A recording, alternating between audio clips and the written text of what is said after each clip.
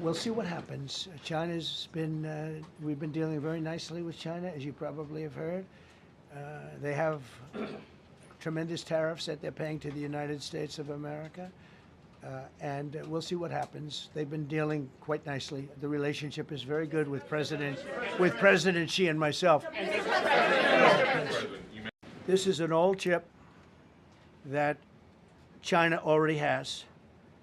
And I deal with Jensen, who's a great guy, and NVIDIA. The chip that we're talking about, the H20, it's an old chip.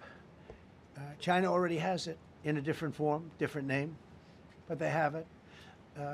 Or they have a combination of two will make up for it and even then some.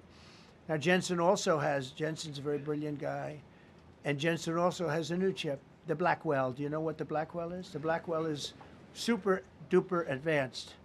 I wouldn't make a deal with that, although it's possible I'd make a deal, a somewhat enhanced in a negative way Blackwell. In other words, take 30% to 50% off of it. But that's the latest and the greatest in the world. Nobody has it. They won't have it for 5 years. But the H20 is obsolete. You know, it's one of those things, but it still has a market. So I said, listen, I want 20%. So I just wanted, so when I say I want 20, I want for the country. I only care about the country. I don't care about myself. And he said, would you make it 15? So we negotiated a little deal.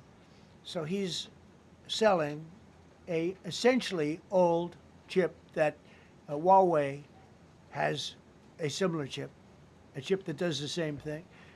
And I said, good, if I'm going to give it to you, because they have a, they have a stopper, what we call a stopper, not allowed to do it. It's really known as a restrictive covenant. And I said, if I'm going to do that, I want you to pay us as a country something, because I'm giving you a release. I released them only from the H20. Now, on the Blackwell, I think he's coming to see me again about that. But that will be a unenhanced version of the big one.